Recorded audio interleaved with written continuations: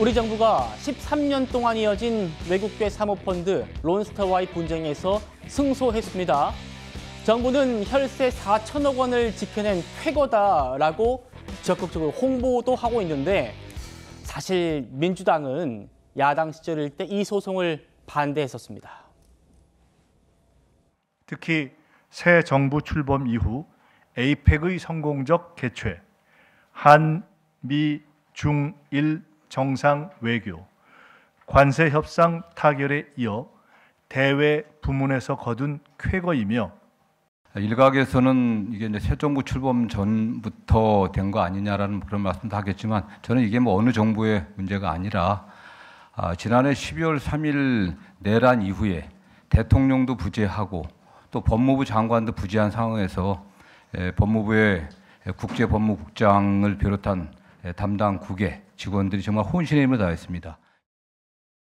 지금 와서 자기들이 자화자찬? 저는 솔직히 보면 좀 황당했습니다. 국민 우습게 보는 것 같아요. 민주당은 그때 왜 반대했는지 반성하고 국민께 사과해야 합니다.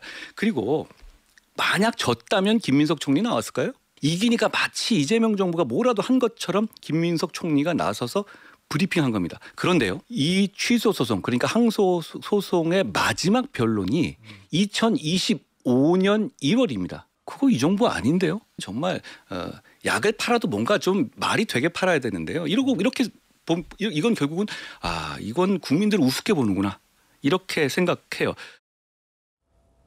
개요를 좀 짧게 정리를 해보겠습니다. 2012년에 론스타가 우리 정부 상대로 소송을 냅니다. 6조 원대의 소송이었고 2022년에 판정이 나오는데 그때 이제 일부 배상을 하라라는 판정이 나와요.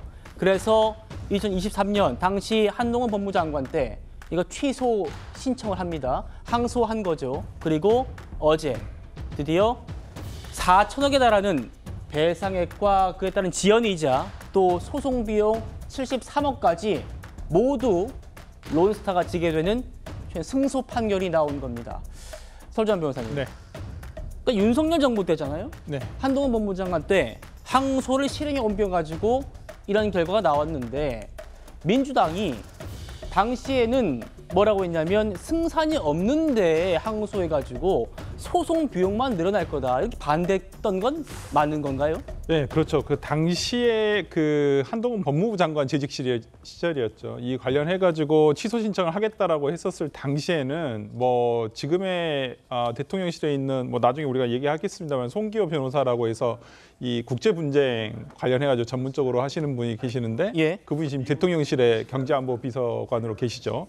근데 이제 그분이 이제 특히 전문가로서 이제 나오셔가지고 상당히 무리가 있는 취소다, 취소 신청이다. 한동훈 법무부 장관이 취소 신청을 해봐야 승소 가능성이 굉장히 낮다. 승소 가능성이 낮은 것은 사실입니다. 1.5%에 불과합니다. 이번에 우리가 이 승소를 한 것은 그 1.5% 뚫고 한 거예요? 그럼요. 1.5%라는 어떤 확률을 뚫고 승소를 한 것이거든요. 그런데 저는 뭐 한동훈 법무부 장관에 좀 공이 있었다고도 판단됩니다. 뭐 공이 전혀 없었다 이렇게 얘기할 수는 당연히 없다고 보고 예. 당시에 그러한 확률이 낮음에도 불구하고 이걸 밀어붙여가지고 취소 신청을 했다는 부분에 대해서는 저는 한동훈 전 대표가 어느 정도 공이 있다라고 생각을 합니다. 다만 어저께 저는 이것이 꼭 어느 정부에서의 공이라고 보기는 좀 어렵다라고 생각을 하고요. 근데 네. 또 국무총리까지 나서서 이걸 뭐 이재명 정부의 온전한 공이냐 이렇게 어저께 발표를 하신 부분은 조금 많이 아쉽다라고 생각을 하고요. 차라리 저 국무총리 옆에 우리가 화면으로 봤을 때 왼쪽에 서 있었던 국제법무국장 계시죠? 정홍식 법무과장이신가요? 그분이 오히려 이 소송의 가장 실질적인 진짜 히어로가 아닌가라는 생각이 좀 들어서 네. 저는 지금 화면에 나오시는 분인데요. 저는 그렇군요. 이분에 대해서 우리가 조금 더 칭찬을 해줘야 되지 않나라는 생각을 해봅니다. 예.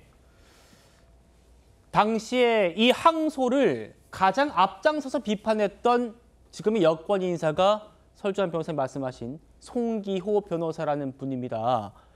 이때 판정 나왔을 때 일부 배상 판정 나왔을 때 이거 그냥 끝내자. 더 하다가는 이자액만 늘어난다 라고 했던 분이에요. 지금은 이재명 정부의 대통령실 용산에 있습니다.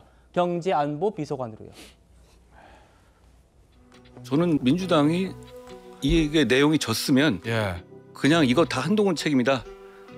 네 돈으로 물어내라. 이거 했을 것 같아요. 지금 이재명 정부의 경제안보비서관인 송기호라는 정치인이 그렇게 주장했거든요. 0이다 가능성. 착시를 저는 만들고 있다. 착시. 마치 취소 신청 절차를 진행하면은 무언가 사정이 바뀌는 수도 것처럼 있을 것처럼 네. 그렇게 저는 사실관계를 잘못 전달하고 있다. 법무부 장관으로서 행동하는 게 아니라 저는 정치인처럼 행동하고 있다. 그래서 취소 신청이라는 건 가능성은 얼마나 됩니까? 저는 가능성이 제로라고. 제로입니까? 제로입니다. 한동훈 장관은 이럴 때마다 등장해가지고 자기가 뭔가 문제를 해결할 수 있을 것처럼 얘기하는데 해결 못했잖아요. 해결 못합니다. 그 사이에 오히려 이자만 계속 쌓여갔잖아요. 이자가 벌써 100억 늘었어요. 그 100억 한동훈 장관이 갚아야 돼요. 그리고 또 연결도 이렇게 했을 거예요. 봐라, 그러니까 너 대장동 항소폭이 잘못이라고 하는데 항소폭이 괜찮은 거야. 할만한 거야. 이런 얘기로 연결시키고 싶었을 거예요. 송기호, 아니 이분들이 지금 경제안보비서관이에요? 이런 일 하고 있는 거예요? 저는 그런 점에서 좀 무섭습니다. 뭐냐면 진짜 실력 없는 사람들이 나라의 미래를 결정하고 좌지우지하고 있는 것 아닌가? 하는 생각이 듭니다. 송기호 경제안보비서관 국제통상 전문 변호사 자격이 있습니다. 그런데 이런 일을 하는 사람 맞아요?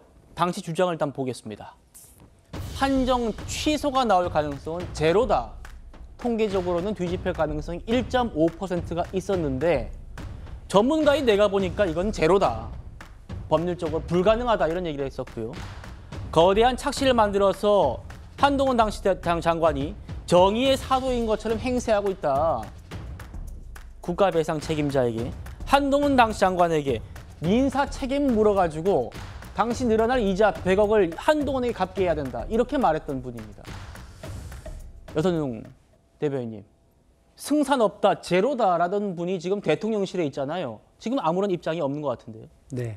근데 당시에 송기호 변호사가 민주당 전체를 뭐 대표한 것은 아니거든요. 네. 그리고 민주당도 이 소송에 대해서 일반적인 평가를 이야기한 부분입니다. 그러니까 지금 이 소송이 굉장히 어려웠다는 것은 모두가 다 알고 있잖아요. 그러니까 1.5%의 확률이다. 이길 수 있는 확률이. 그런데 이게 만약에 지게 된다면은 4천억 원의 손해를 보고 이기면 0인데 사실은 객관적으로 볼 때 합리적인 판단은 이거를 지금 똑같은 상황이 일어나도 이 소송을 해야 되냐 말아야 되냐 이런 논쟁이 있을 것 같아요. 왜냐하면 확률이 너무 낮았기 때문에. 그래서 저는 이런 비판에 대해서 지금 와서 이기고 나서 그때의 그 비판과 평가가 잘못됐다 이렇게 이제 부정하는 것은 너무 크게 좀 잘못됐다는 생각이 들고요. 예. 그리고 두 번째로는 저는 한동훈 전 대표의 공이 분명히 있다고 생각을 합니다. 그러니까 한동훈 전 대표의 공은 이 소송을 뭐 야권의 반대에도 불구하고 본인의 어쨌든 전문가적인 이런 판단에 의해서 끝까지 밀어붙인 공이 있는 거고요. 그리고 민주당 정부 같은 경우에는 이거를 유지시킨, 그러니까 지금 민주당 정부에서 이 소송 결과가 나왔기 때문에 당연히 민주당 정부에서